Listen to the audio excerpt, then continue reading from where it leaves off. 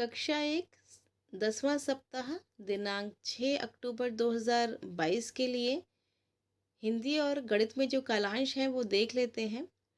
हिंदी में चौथे दिन पहला कालांश है बच्चों को कक्षा के माहौल में सहज करना। इसके लिए तैयारी है बच्चों के चलने फिरने के लिए पर्याप्त जगह हो और शिक्षक देखें कि सभी बच्चे गतिविधि में प्रतिभाग करें। दिवस की शुरुआत किसी कविता, बालगीत, कहानी या खेल गतिविधि से करें। इसके लिए 5-7 मिनट का समय दें। बच्चों को बताएं कि आज उन्हें आईना गतिविधि करनी है। उन्हें शिक्षक के द्वारा की जाने वाली सभी क्रियाओं को आईने की तरह नकल करनी होगी। यदि शिक्षक अपना दाहिना हाथ उठाएं तो वे अपना बायां हाथ उठाएंगे और यदि आप दाहिनी तरफ चलते हैं तो उन्हें बाईं तरफ चलना होगा।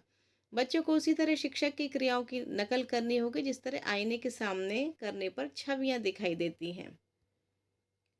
इसके लिए आप पहले कुछ समय अभ्यास कराएं, फिर बच्चों के सामने कुछ सरल क्रियाएं करें और उन्हें नकल करने के लिए कहें। आप अपने स्थान पर किसी दूसरे बच्चे को बुला सकते हैं और कक्षा के बाकी बच्चों को इस बच्चे के आईने की तरह नकल करने के लिए कहें। लेखन कार्य के लिए बच्चों से कहें कि इस गतिविधि के आधार पर कोई भी चित्र बनाएं और अपने साथी को दिखाएं। शिक्षक देखें कि सभी बच्चे इस गतिविधि में प्रतिभाग करें। दूसरा कालांश है वर्ण पहचान, डिकोडिंग, शब्द पठन और वाक्यांश पठन और पावर्ण की पहचान का है। इसके लिए आवश्यकता है कलरव पाठ 7 पतंग की और पा से शुरू होने वाले शब्दों की सूची की। कालांश की शुरुआत में एक कविता करवाएं। वर्ण पहचान के लिए पूर्व में उपयोग किए गए तरीकों से बच्चों को पा वर्ण की ध्वनि एवं प्रतीक पहचान, कक्षा में प्रदर्शित सामग्री और कलरव के पाठ 7 पतंग में पा वर्ण को खोजने और अलग अलग तरीकों से पा वर्ण के लेखन का अभ्यास करवाएं। ब्लेंडिंग में पूर्व में बताए गए तरीकों का उपयोग करते हुए अब तक सिखाए गए वर्णों अक्षरों से मिलकर बनने वाले शब्दों को मिलाकर पढ़ने का अभ्यास करवाएं। शब्द पठन के लिए पूर्व में उपयोग किए गए तरीकों से बच्चों को अब तक सिखाए गए वर्णों अक्षरों से मिलकर बनने वाले नए नए शब्दों को पढ़ने का अभ्यास करवाएं। वाक्यांश के लिए अब तक सिखाए गए वर्णों, अक्षरों और शब्दों से बनने वाले सरल वाक्यांश बोर्ड पर लिखें और उनको प्रभावपूर्ण तरीके से 2-3 बार पढ़ें। इसके बाद बच्चों से दोहराने को कहें। कुछ नए सरल वाक्यांश बोर्ड पर लिखें। कुछ बच्चों से बोर्ड के पास आकर पढ़ने को कहें। बच्चों को छोटे छोटे समूहों में बांट दें और उन्हें कार्यपुस्तिका में दिए गए वाक्यांशों को पढ़ने को कहें और आप कक्षा में घूमकर अवलोकन करें। लेखन कार्य के लिए कार्यपुस्तिका के पाठ 63 पर कार्य करने को कहें। शिक्षक देखें कि सभी बच्चे कार्यपुस्तिका में कार्य ढंग से करें। तीसरा कालांश है कहानी पर समृद्ध चर्चा और लोगोग्राफिक पठन। इसके लिए आवश्यकता है सहज 2 पाठ 7 चीकू और मीकू। इसके लिए शिक्षक बच्चों को अपनी भाषा में आपस में बातचीत करने के मौके दें। कहानी सुनाते समय कालांश की शुरुआत छोटी कविता से करें। बच्चों से कल पढ़े गए पाठ से संबंधित प्रश्न करें, चर्चा करें। अब आप पुनः कहानी का मौखिक रूप से उचित हाव भाव, आवाज़ में उतार चढ़ाव एवं प्रवाह के साथ आदर्श वाचन करें। बच्चों से कहानी से जुड़े कुछ खुले छोर के प्रश्न पूछें और बच्चों से कहानी को अपनी भाषा में मौखिक रूप से सुनाने को कहें। कहानी सुनाने में बच्चों का सहयोग करें। कल कक्षा में पाठ से संबंधित लिखे गए शब्दों को पुनः पढ़ने का अभ्यास करवाएं। शिक्षक देखें कि आप बच्चों ने कहानी समझी है और क्या लोगोग्राफिक पठन किया है। यदि कुछ बच्चे सक्रिय रूप से इस गतिविधि में प्रतिभाग नहीं कर पाए हैं तो उनको पहचान कर आवश्यकता उनकी अनुसार उनकी सहायता करें। बच्चों, आज हम पढ़ेंगे पाठ 7 चीकू और मीकू। बहुत ही प्यारी सी कहानी है। हम इसे पढ़ने की कोशिश करेंगे। पहले हम पढ़ेंगे, फिर आप मेरे साथ पीछे पीछे पढ़िएगा। चीकू और मीकू गिलहरी साथ में रहती थी। चीकू मीकू का सारा खाना खा जाती थी, इसलिए मीकू बहुत परेशान रहती थी। चीकू खाना खा खा कर बहुत मोटी हो गई। वह इतनी मोटी हो गई कि उससे चला भी नहीं जाता था। एक दिन चीकू को जोर से भूख लगी। वह चूहे के बिल में खाना ढूंढने गई और फंस गई।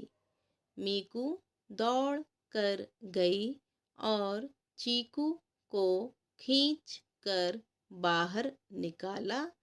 तब से उनकी दोस्ती गहरी हो गई। अब वह मिलकर खाना खाने लगी हैं। शिक्षक इस कहानी को सुनाने से पहले बच्चों को सहज करें, एक गोल घेरे में बिठाएं। इसके बाद धीमे धीमे एक एक शब्द पढ़ें। बच्चों से कहें वो हर शब्द पर उंगली रखते जाएं ताकि उन्हें पता चले किस शब्द को किस प्रकार बोलना है। बीच बीच में बच्चों से आप प्रश्न भी पूछ सकते हैं, जैसे कि गिलहरियों के नाम क्या थे? कौन सी गिलहरी पूरा खाना खा जाती थी? मीकू क्यों परेशान रहता था? कौन सी गिलहरी खाना खा खा कर बहुत मोटी हो गई थी? मोटे होने की वजह से क्या हुआ था? इस तरह के प्रश्न आप बच्चों से करें। एक दिन किसको जोर से भूख लगी थी और वह कहाँ खाना ढूंढने गई? जब वह खाना ढूंढने गई तो उसके साथ क्या हुआ?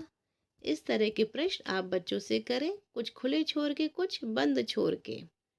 आप उनसे ये भी पूछ सकते हैं, यदि आप मीकू की जगह होते तो आप क्या करते?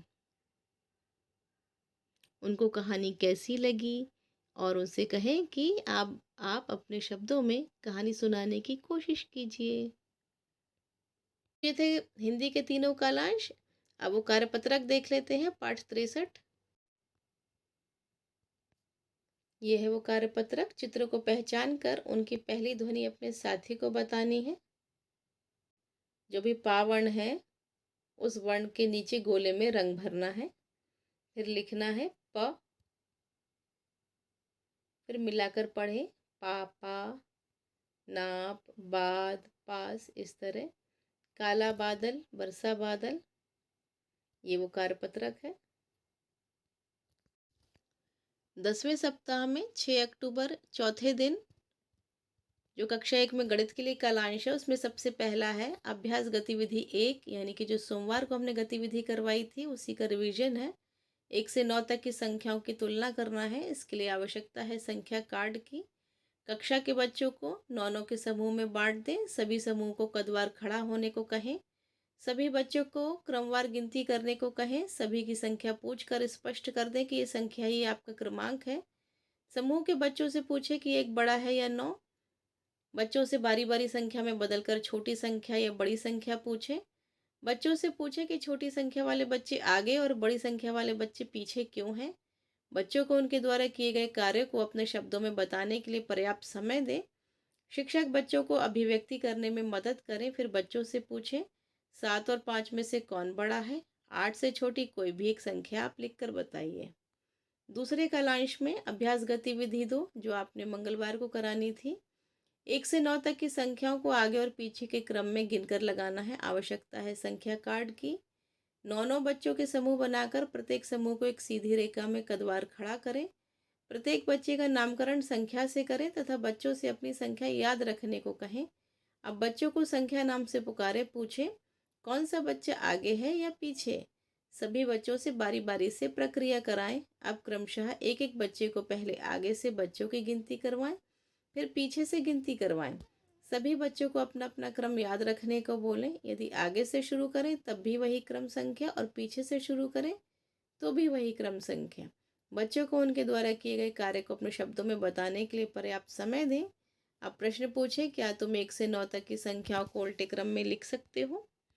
तीसरा कालांश है अभ्यास गतिविधि 3 वस्तुओं 1 से 9 तक को विभिन्न व्यवस्थाओं में गिन सकें। आवश्यकता है विभिन्न परिवेशीय वस्तुओं की, ब्लॉक्स की, गणित चार्ट की। बच्चों को छोटे छोटे समूह में बैठाएं। सभी को 15 ब्लॉक्स दें। अब समूह के एक बच्चे को फर्श पर ब्लॉक्स को अपने हिसाब से रखने को कहें। दूसरे बच्चे को ब्लॉक को गिनकर संख्या बोलने को कहें। यह प्रक्रिया खत्म होने के बाद समूह को बोलें कि वो ब्लॉक्स के विन्यास को बदल दें। फिर से बच्चों को ब्लॉक्स को गिनने को कहें।